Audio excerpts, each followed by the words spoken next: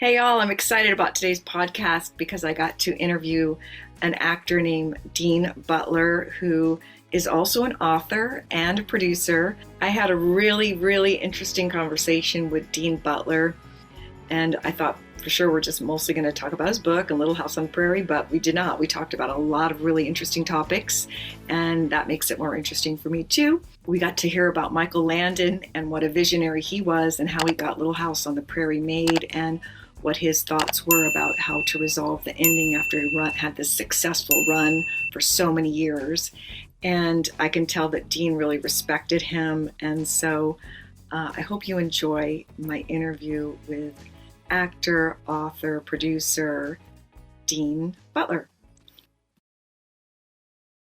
Welcome to my podcast, where I'll be speaking with guests candidly about interesting topics. So join me on Candid with Kimbra. Today, my very special guest is Dean Butler, and Dean is, I guess, the most known for being on Little House on the Prairie, right? And I know you've talked about this a million times. So, but and then your great book that you had last year. Is it The Prairie or A Prairie? It's actually Prairie Man. Sorry, I got that wrong. My Little House Life and Beyond. Yeah, and I did skim through it actually, but I just messed up the title. So Prairie Man. Yes. But I was going to tell you, Dean, I didn't have the honor of viewing Little House on the Prairie when I was growing up. So, but I did discover it afterwards during the pandemic, actually, because one of my aunts was really into this show and just cozy TV in general, right? And exactly. No, exactly. A lot of people, Kimbra, rediscovered the program during the pandemic.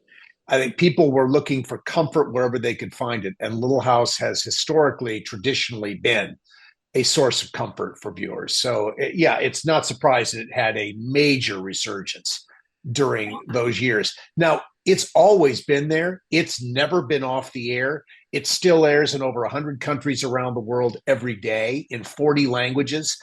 It is a staple of family television viewing. It has been called many times the finest family drama in the history of television. It is a very special program in its total embodiment of the kinds of stories it tells, which are about family, community, love, acceptance, grace, dignity. It's all woven together in this little town of Walnut Grove. Mm-hmm. That when Laura Ingalls Wilder wrote her book, she didn't even talk about Walnut Grove. But this is where they lived, on the banks of Plum Creek. Well, Walnut Grove had a very romantic sound to it. Mm-hmm. when they were trying to decide where to set the program. And in a television series, they needed to set it in one place. The Ingalls moved all over, but the show needed to be set in one place for the cost of production, the building of sets, that all of those things that you need to be thinking about. So Walnut Grove was the place. And I think it was a great decision because Walnut Grove has this sort of idyllic, romantic sound to it. And you feel like it's a warm, welcoming place, Walnut Grove. It just has that. Now, there were no walnut trees in our Walnut Grove. I don't know about the real Walnut Grove, but in our Walnut Grove, there were no walnut trees. A lot of California live oak. We shot out in Simi Valley. Right. The exteriors were shot out in Simi Valley at the historic Big Sky Movie Ranch location, which has been the home to hundreds of television shows, movies, commercials. It is 7,500 acres of untouched land that is there for producers to come in and build their world. Mm-hmm, mm-hmm. And it's right on the outskirts of Los Angeles. It's literally, it's right out the 118 freeway off the 405. You go west and it's like, 20 miles away. Now, do you still use that set a lot? Because the set's gone. Oh, it is. Okay. Yeah. Oh, yeah. No, the set was that's a whole other story, Kimbra, where the sets were taken down when the show was over because the requirement, and it was owned by the Getty Oil Company then, but the contract with the Getty Oil Company was that the land had to be returned to its original state. when the program was over. And it was a wise decision. People run cattle there, and people walk and run and ride motorcycles through this area. They're not supposed to, but they do. And so you don't want to have people getting injured going into these sets, and the floor, the boards break and someone gets injured. And so it all had to be removed. And that, Kimbra, became that reality informed the decision of how the series' final episode was crafted. And an episode called The Last Farewell, where the town of Walnut Grove was blown up by the residents because the land was purchased by a disreputable land speculator, and he was going to turn the town into a corporate town. Right. It was a stretch in terms of the viability of that, but it gave Michael the opportunity to write a story where the town could come to an end. And I think when he really wanted it to come to an end, when it was over, he didn't want to get a call from NBC in a year, 2 years saying, let's do a movie. Let's do a couple of, he wanted it to be over. And I think it was a very wise decision. You could never go back to that place in the same way ever again. Even if you'd left it there, it just would never have been the same. He was a smart businessman, such a smart producer, to have that kind of success. I know last year was 2024 was the 50th anniversary of the show. Well, how long in total did it run, though?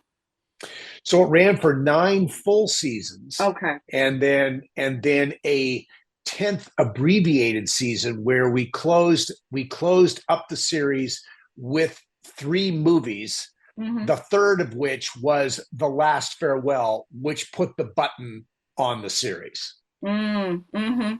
Got it. But you were on like 1979 to 1983, right? Correct. Yeah. So I was on the last 5 seasons. I came in season 6 to be the love interest for Laura Ingalls, who was played so memorably by Melissa Gilbert. And I was brought in to be that guy. And everybody who knew the books, I don't know, Kimbra, have you ever read the Little House books? No, I didn't. Yeah, I know. Well, I was an English major too. I didn't read them. I recommend them. They are a very sweet read. They really are. I mean, they are so pure and clean in terms of just the life was so basic and simple. And they lived every day to get to the next day. Wow. And that's what you get in these books, and that's what Michael captured in the series, and I think people have responded to it so beautifully because of that through the years, because it's simple and basic and very uncomplicated. Yeah, when life was simple, like so unlike it is today, with like. Yeah, so I'm sorry, to answer your question. So I came in season 6 to be this character, Almanzo Wilder. Right, we pronounced his name Almanzo Wilder incorrectly. One of the few overt mistakes that was so made. Funny. I had nothing to do with that thing, but I accepted it because that's what was being said. But it wasn't until years later in 2008, I was in Malone, New York, shooting at Almanzo Wilder's childhood farm. So these are all real people. This is all, these are all real people. They lived in real places. There was a recording of Laura Ingalls Wilder. It was on a CD. It was 27 seconds long. That's all the recorded material that existed of her. But the CD was called Laura Speaks. And at the end of the 27-second clip, she talked about the man of the house, Almanzo. So we've been saying for years, Almanzo. She said Almanzo. I've been told in letters for years that we'd been saying it wrong, but there was nothing I could do about that.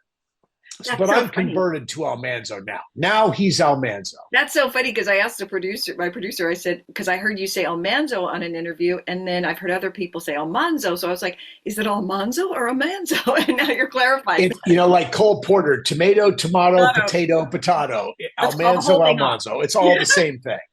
Yeah, Yeah. well, that's good. I'm glad you clarified that. And there was a funny question that I thought of when you were talking a little bit a few minutes ago. But did you recognize in Melissa Gilbert that drive when you knew her as a teenager that she was going to one day run for the SAG president? Did you? Well, there's no question that, look, I don't think I would have speculated about SAG, Yeah. but there's no doubt early on in meeting Melissa, this was someone with a lot of drive and a lot of capability Mm-hmm. to do different things. She was very focused, very oriented to success. Mm-hmm. She was surrounded by a great team of agents and managers who ran that career Mm-hmm. with her and her mother. So when Melissa ran for the Screen Actors Guild presidency, it was not surprising to me at all. And because she's so well known in the industry, it was not surprising at all that she won. Mm-hmm. Mm-hmm. So when she ran for Congress in Michigan years after being in SAG, she made the decision to run for Congress. Mm-hmm.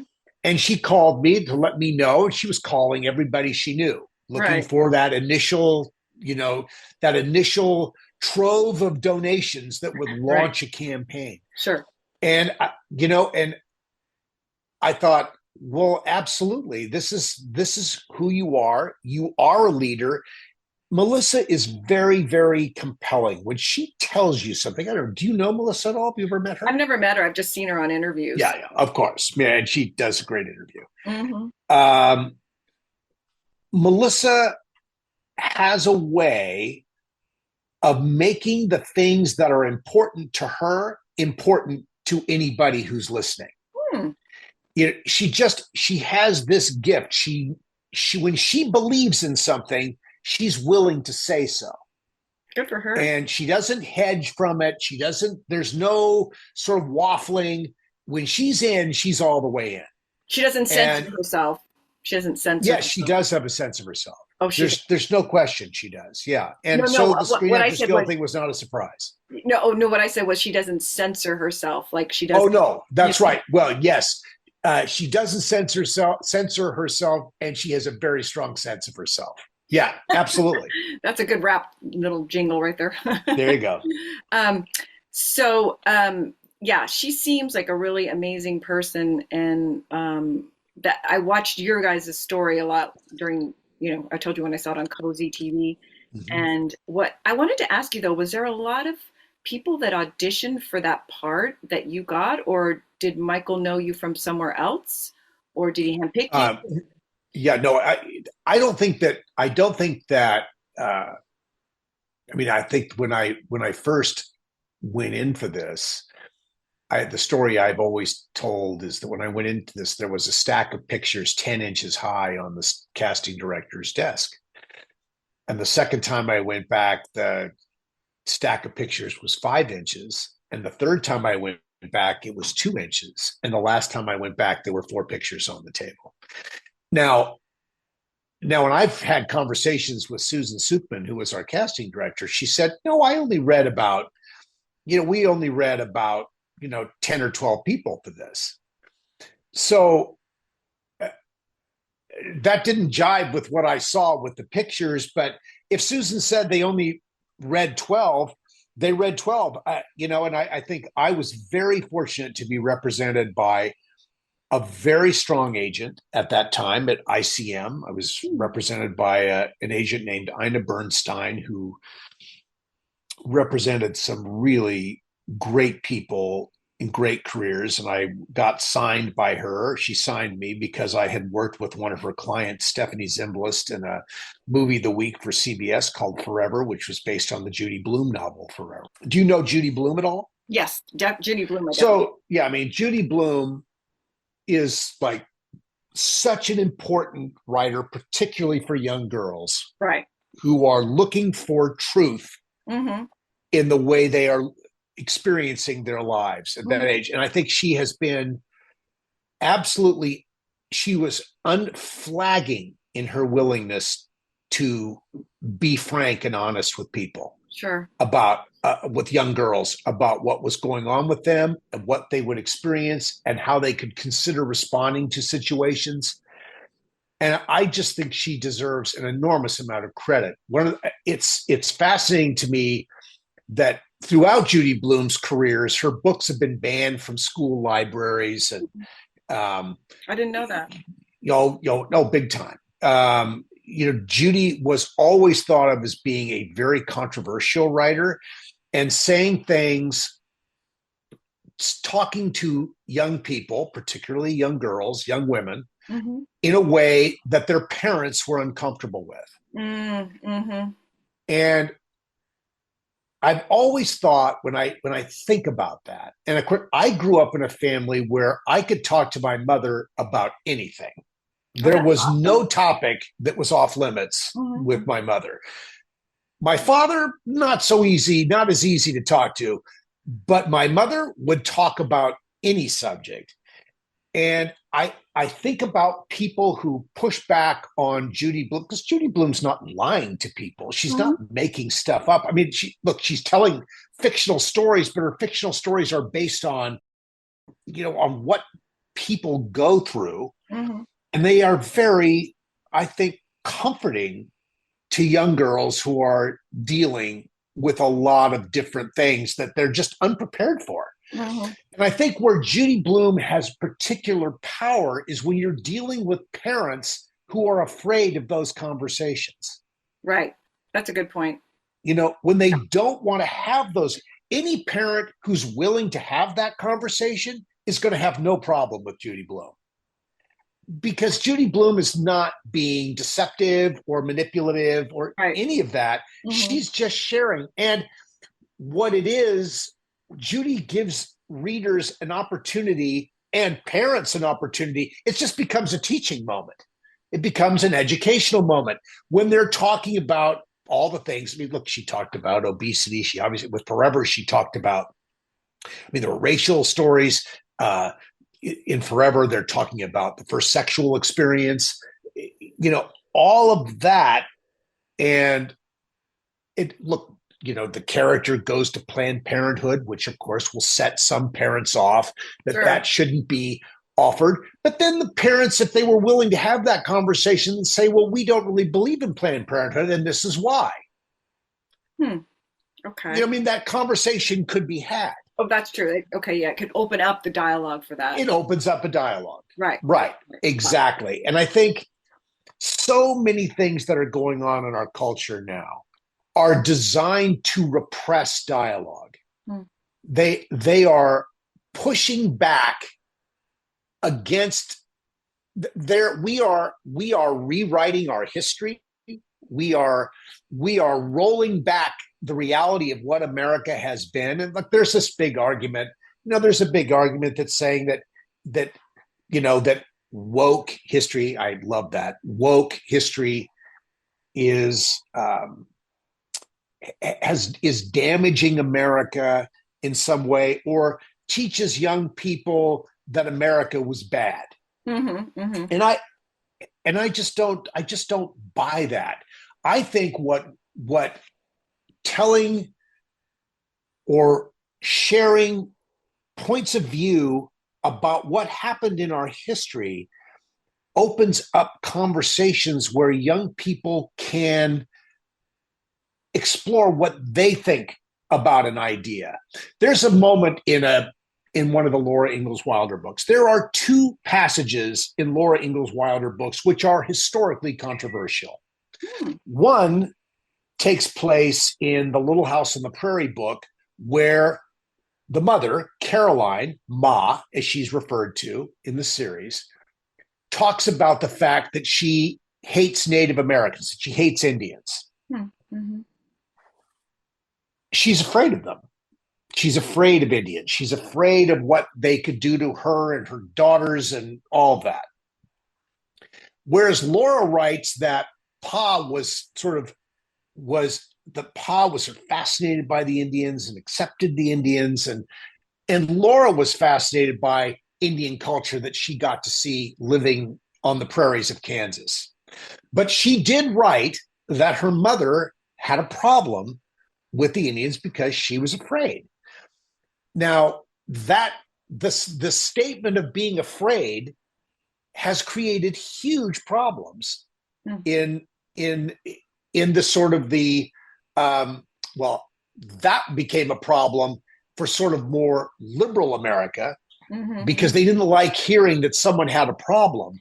Sure. But what it should have opened up with is a conversation saying, essentially, look where we've come. We understand so much more about this situation now. And we don't feel that as a culture, we don't feel this way anymore. We don't fear Native Americans anymore. Now we have to remember also, these books were written by Laura Ingalls Wilder when she was 65 years old. In the 1930s, she's writing about a time in the 1860s, 1870s, where it was a very different culture, and America was pushing across the American plains, and there was manifest destiny, and there was the sense that we're going to have all of this for America.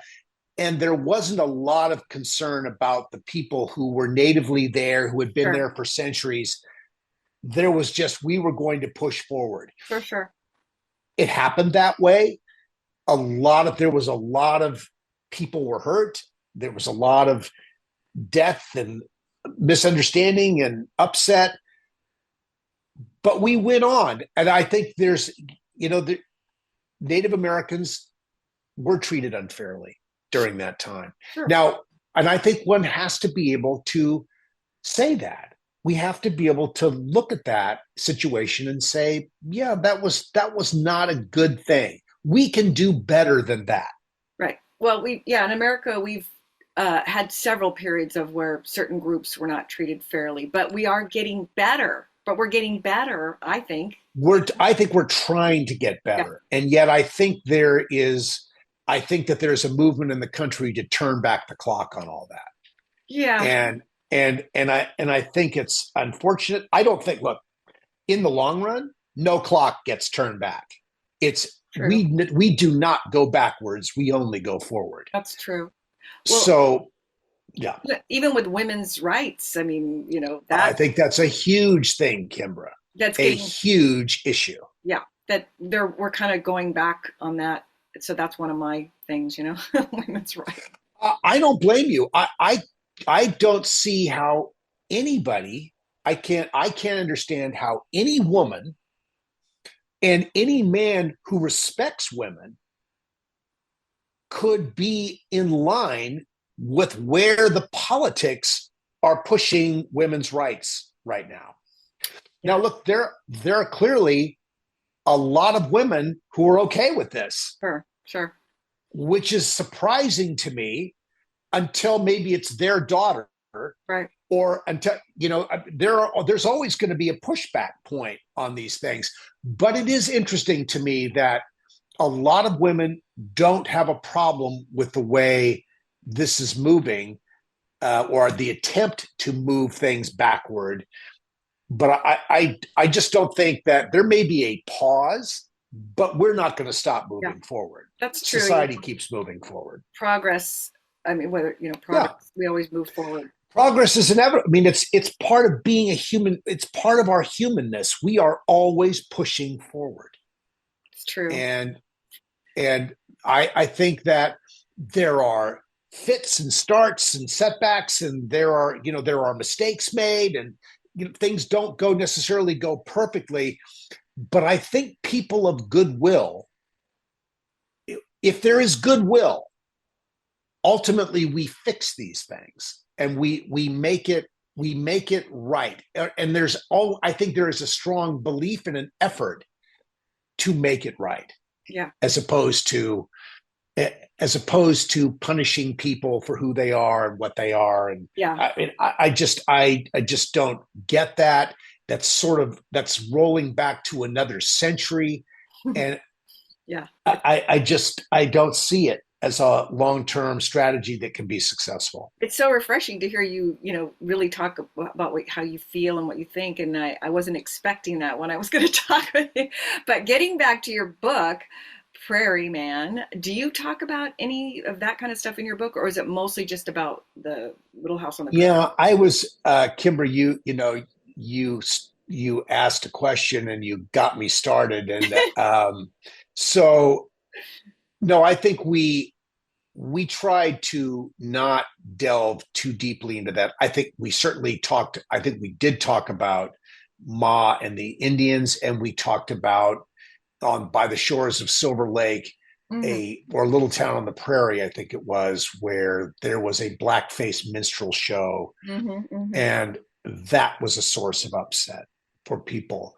Again, a wonderful teaching moment that we don't do those things anymore, and I think we did. I did talk about that, but I did not go. And I so did not go off deeply into these topics. you remind me of my friend who lives down in Mexico now. He's retired, and he so passionate about politics, or political social Yeah, injustices. Let's just say that, yeah, you know, yeah, and yeah. that's good. That's very good. You are very passionate, and I think that we need to have more dialogue, between the two sides, because we get so in our little, our little.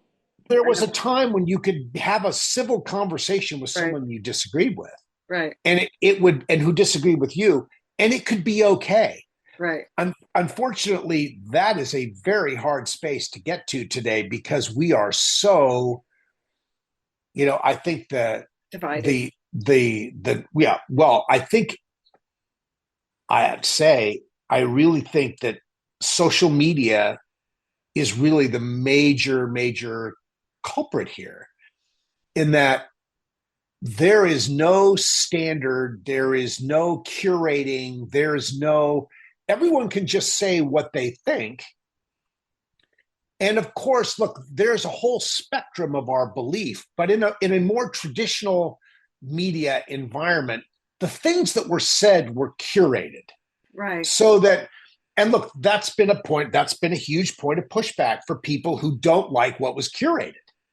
They Sure. didn't like the progressive thinking that was curating the news or public in our perceptions about what's going on. So, in a very real sense, we have a more we have a more honest dialogue now that goes on because it is raw now. True. We are right down at the core of where people think. And on social media, of course, you can pop off on any subject essentially anonymously and say anything you want. And the way social media is designed, you get back more of what you're saying. So whatever you're looking for, That's it will true. give you. Your silo, right? Our silos. We Yeah. are all in our silos, and it it's a very challenging time for us because we're not getting on a mass level balanced perspective anymore. We True. get one side and we get the other side, and there's very little because all the energy is on the edges. Right, right. The I totally passion agree. is on the edges, and that's what we get. But people live in the middle. Yeah, no, I agree. I agree. We live center left, center right, but we live in the middle for the most part. The activists don't, but Right. most people live in the middle. That's true. I would definitely agree with that. I'm kind of a middle. I mean, I agree, I'm not I'm very I'm not a centrist, but I'm a liberal, but I'm a conservative liberal. Let's just put it that way. So I don't know if you could say that, right? You're a centrist. Yeah. Yeah, Am I I a mean, centrist? you're a centrist. I think most of us have, Kimber. I think most of us in that vast middle Yeah. have points of view that might, depending on what the issue is, might align more with left leaning Right. thinking, That's true. and there are, I would say, progressive thinking, and then there's the same people could have other issues where they align more on a more conservative slant, and that's where we live. That's true. But I wanted to Yeah. ask you before we run out of time about, so your book, what kind of response though? I want to know what kind of response you got. Well, the book has been written. The book was written for Little House fans. I mean, Right. it covers more than that. It Right. covers the broad, sort of a broad spectrum of my life. Sure. But the book was written when you call the book Prairie Man, Hmm. we know who we're targeting with the Sure. book. So the book was designed for Little House fans now, and people who align in that area around the show. Um, Look, I think the response has been really good. I'm very pleased with the response, and I've gotten so many nice comments on the book. I mean, if there's a bump from Little House fans, is that the book isn't enough about Little House. It needed to be more about Little Yeah. House. So, uh, Kimbra, I've just sold a second book, and I'm starting to write it now. Is it a And sequel or just a total? no, it's not a sequel. Totally different book, but same element in the title. The title of the book is Living the Prairie Way, which is, if you think about that, this is exactly the conversation that you and I are having Right. about choices that we make. The book is about using Little House as a foundational part of the conversation. The book is talking about how we as a society deal with issues, or how we might better deal with issues than we are now. Again, this is targeted to people who love Little House. And the good news is that millions and millions of people love Little House. And so it's a very good space to be in. But it's going to, I think the book, I really love what Little House stood for. Good. What Laura's book stood for, and what Michael Landon's um, adaptation of the Little House books Right. stood for. Michael's adaptation was broader than the Little House books, but the feeling, the spirit of it was very much the same. And I love how he did that. Little House gave Michael an opportunity to tell stories that mattered to him, that he believed mattered to families, to individuals who were living with challenging circumstances. And Michael did that. Michael talked to those people with Little House. Look, it wasn't for everybody. It wasn't like there were big audiences. I mean, Little House regularly had audiences of 15 to 20 million people a week. It was a huge audience, but that was part of that era. Right. No one gets those kinds of audiences anymore unless it's the Right. Super Bowl. And there are no numbers like that. Part of it, don't you think, is though because there's so much, like, you go on Netflix, it's so widespread out. Like back then. Yeah, no, we don't. That's the very point. I mean, there is not a common watching ground now. Right. Where network television, when we were doing Little House, was three and the early stages of a fourth network. I mean, you had this is why it was such a massively successful advertising medium. You had captive audiences, 50, 60, 70 million people a night watching television. They were watching different things, but they were watching, an hour of this on, and an hours, half hours through the course of an evening in prime time on three different networks. They drew sort of different audiences, or they tried to link the audiences together. A lot of strategy as to how schedules were planned to attract certain kinds of audiences that would attract certain kinds of sponsors. And it was a very, very successful system, in terms of delivering advertising to the American public. Television, network television, make no mistake about it, was an advertising medium. It wasn't an entertainment. Yes, it was entertainment, but the entertainment was the fill between the commercials.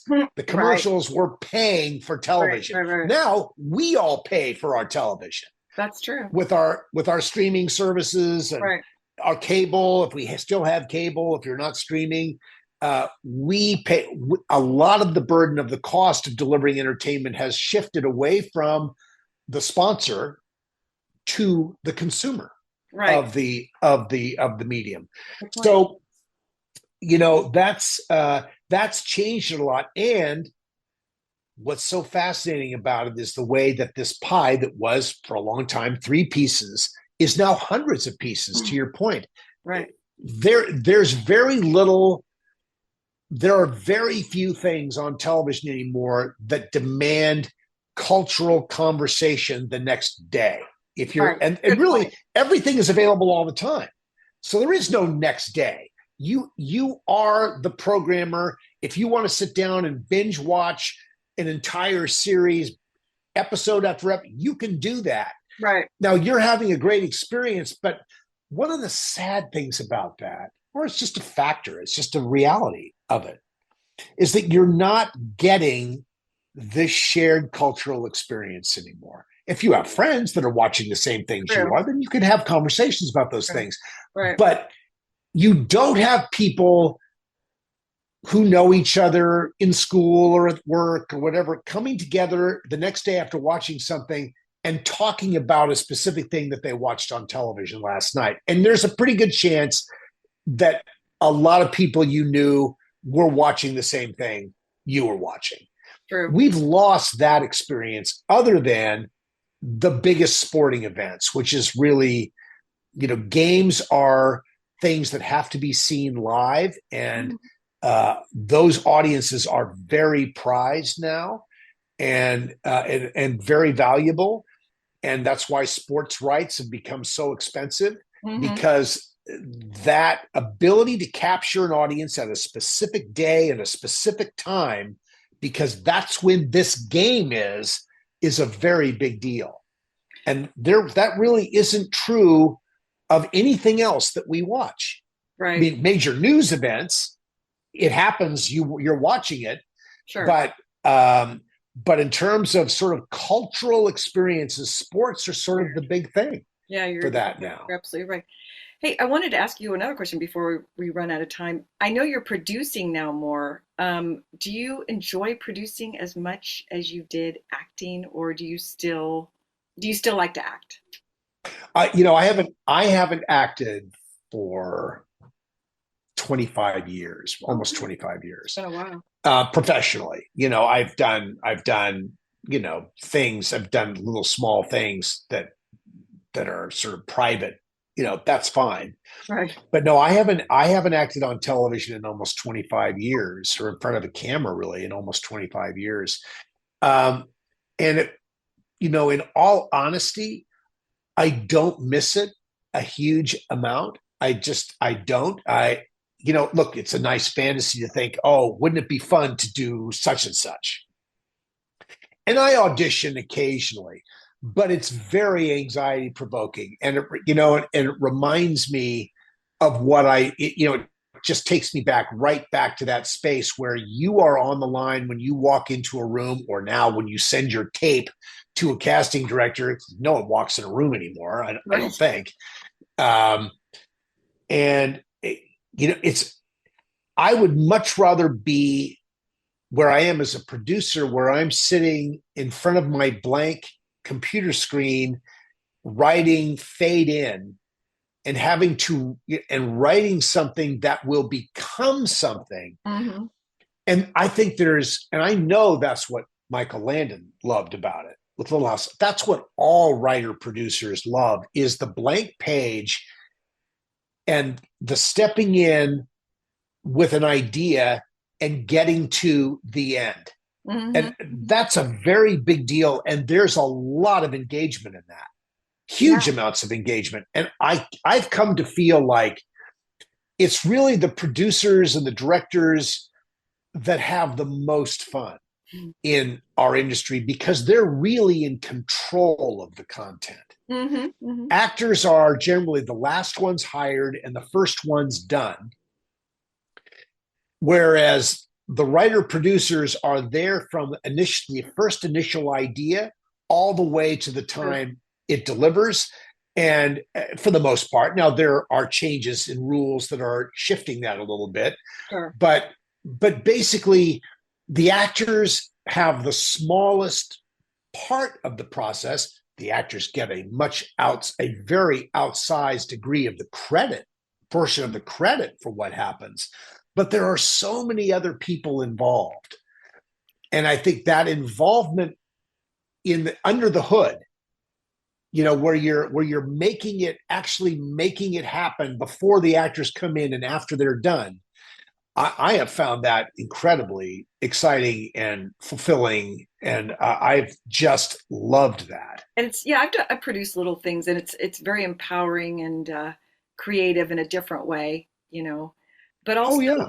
for acting, film, and TV, like I was listening to Frances McNorman talk about it, and it's so true. She said it's really a editor's medium, because the editor makes the It's totally an editor's medium. right. It's a director's editor's medium. The director is choosing the shots, and he's working with an editor to craft the pace, the choice of every shot. I mean, when you see a performance that comes together in a film or television, the actor never gave that performance exactly as you're seeing it. Sure. I mean, that performance was crafted by an editor and a director. Right. No question about that. And there's so many things that can end up in a film where they weren't necessarily, the actor wasn't thinking, about this moment that this was going to, but in the context of something that's part of a scene that's being shot, and they have coverage of you in that scene, it's really reactions which can be so interesting, where anything is usable. And I think that it's very, very powerful for those people who sit in dark rooms in front of monitors, scrolling through footage to find the way to make this moment, this scene, this show work from beginning to end. I think it's a fascinating process, and I think that a lot of actors I know have no interest in understanding that process. They really don't want to know. They just want to think about the acting, which is really good. Because the other part of that, Kimbra, is that as an actor, you can't be the actor and the director at the same time. You can't be the performer and the critic. I mean, you know that as a singer. Yeah, and even when I've done, when you get out to sing a song, you just have to sing the song. Sure. As any kind of art form, for me anyway, whether it's acting or singing, you have to be in that moment. And if you're judging yourself or thinking about technical stuff, it's just so it's not good. I'm not going to give a good performance, and you probably would agree with that, I would totally agree with that. And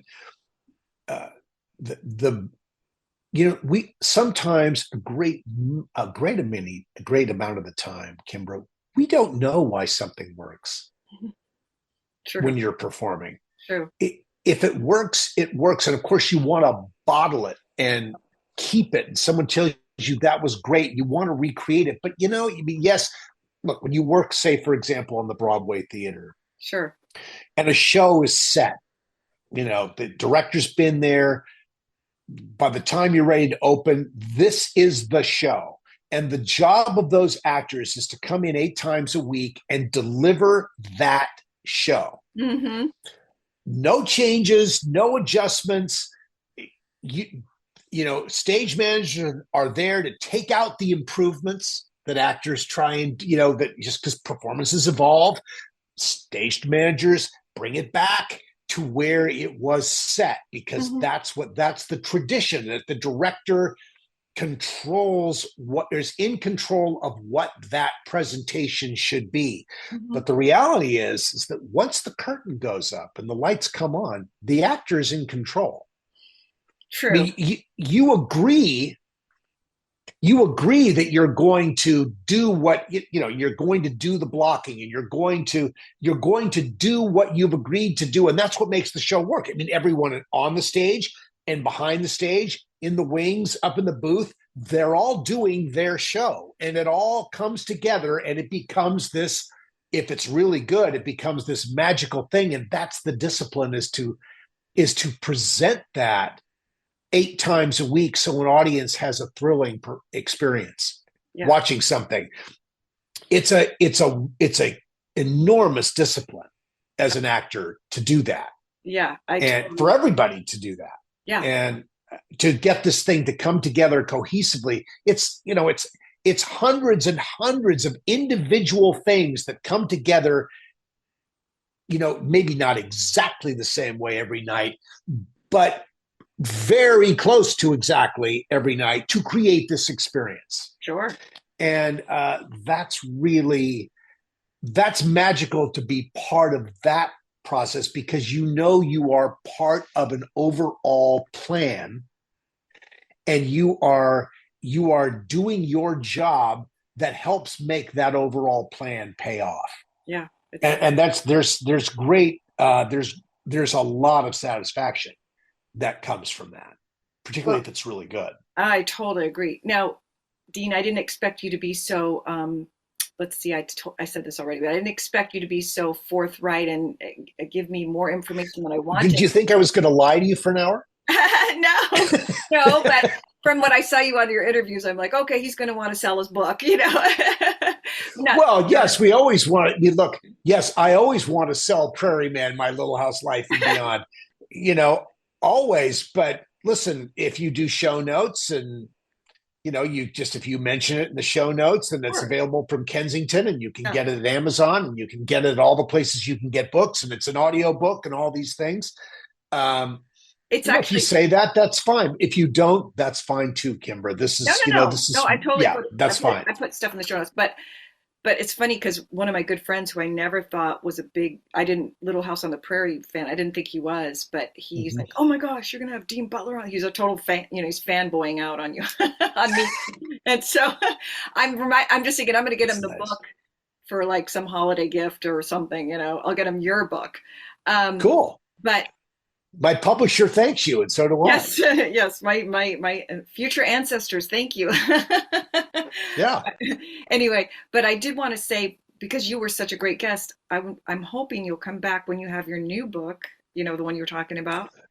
Uh, you know, I've been working with Harlan Bowl, and we can work that out, Kimber. We Yeah, can we I can I we know can people. talk about the new book. Yeah, yes, for sure, for sure.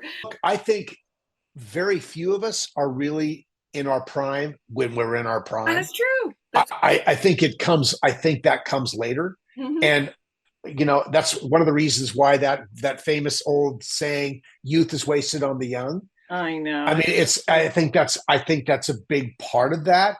We don't really know what we are when we're in our prime. There are people who do, and those are exceptional people who really have a sense of what they are and who they are Yeah, and at a very purpose. young age. But that's not true for most of Yeah, us. I had a friend that I went to high school with that, or actually we didn't go to high school, but we were around the same age, and she was very driven, and she knew from the age of 17, and she focused all of her time, 8 hours a day, just playing piano. You know what I mean? But she knew from a day from Yeah, that age, like yeah. this is my prime, this is what I'm doing. And for me, I was always thinking, oh, I've got time. I mean, I was always driven and ambitious, but I always thought I think I had more time than I did. you know? Yeah, no, it's of course. And the reality is that uh it goes our lives are really such a blip in the overall. They feel long. We go on this journey that to us is a long journey, although the older we get, the shorter the journey feels. True. Because we have more context and perspective about it. But yeah, I mean, as a young person, you've got a certain number of years to make an impression, and you need to do it at a certain time in order, depending on what the career is. But I Sure. think youth is valued in our culture. Youth has always been valued. Youth is the magic. It's the magic Elixir. elixir. It's the Right. future. Youth Right. is the future. Right. That's true. Yeah. And unfortunately, it's kind of ironic, but all of societies, not just American, because people didn't have as many kids, so the baby boomers and the Gen X and Y and now Z, but it's going to be older people and not so much Yes. younger people. Well, I think it. Yeah. I mean, I'm not quite sure what's going to happen to change that, but I think. I mean, I think there's probably, well, one, we know more about how to prevent ourselves from having children if we don't want that Sure. responsibility.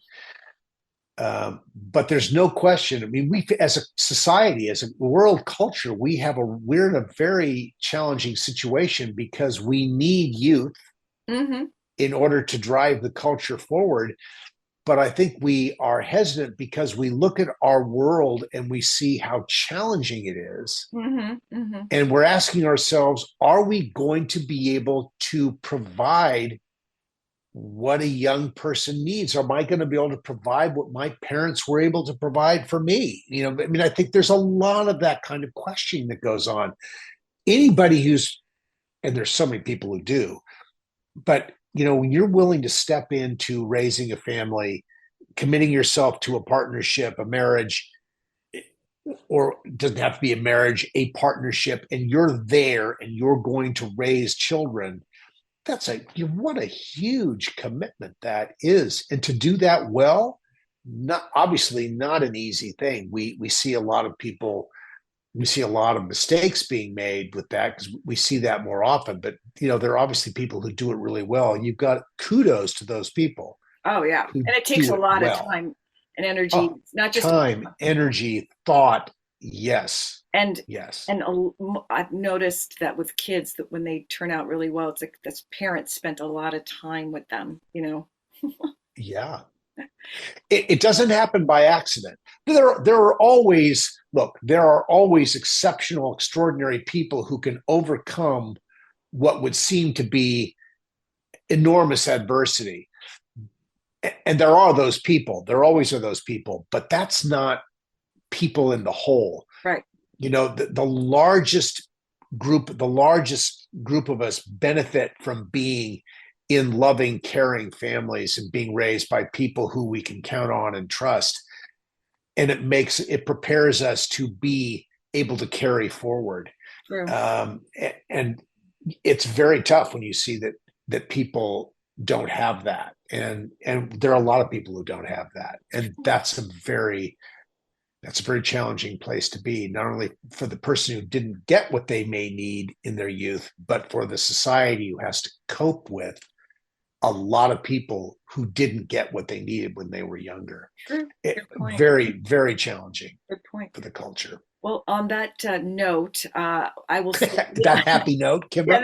I'll say Little House on the Prairie. We need to watch it to see family. Yeah, I mean, Little House has been that safe place for people for years. It's been that place where people come and reset for maybe the family that they didn't have at home, but that they can watch on television. And it's been very powerful. In terms of this conversation we're having right now, Little House has been an enormously powerful, positive thing for a great many people. And like I said, it has this whole second life on Cozy TV, and it's probably on other places, like maybe Me. There's something called Me TV, I think. Sure. There's Me TV, and of course the streamers. It airs on Amazon Prime. It airs at iTunes. It airs on Peacock. Do you know last year, and I'm just going to leave you with this, Little House celebrated its 50th anniversary last year. I remember Little House streamed on Peacock 13.3 billion minutes last year. That is the equivalent, Kimbra, of 25,000 years of viewing last year. Wow. There are people who are craving what Little House has to offer. And that more, as much as anything else, is the evidence to me that we did something really right. With this, that we were a part of something that was really good. And we have to thank Michael Landon every day for what he did to craft the show. And we have to thank Ed Friendly, who found the material and optioned it and believed in it and put it all together. These two guys, and I mean a whole team of people, made magic, and people are loving it. 50 years and counting. The second half century of Little House love has begun, Kimbra. And you were part of that. I'm part of it. You betcha. Kudos. Everyone who loves it is a part of it. Yeah, we're part of the Little House on the Prairie family. Exactly. Well, thank you so much, Dean, for coming on. And I just want to say I really appreciate you giving me so much information. You are. Well, you could say, just Dean, stop giving me so much information. Stop. No, no, it's good. But sometimes it's hard, as a host, you have to know when to like let the person talk and then, kind of direct them. And when to try and slow them down. Yeah. Yes. Well, good luck with the writing of the new book, and I'm sure Thank you. Harlan will be telling us about it, I'm sure he will too. All right, thank you, and have a great rest of the day, okay? Thanks, Kimbra. You're welcome. Bye.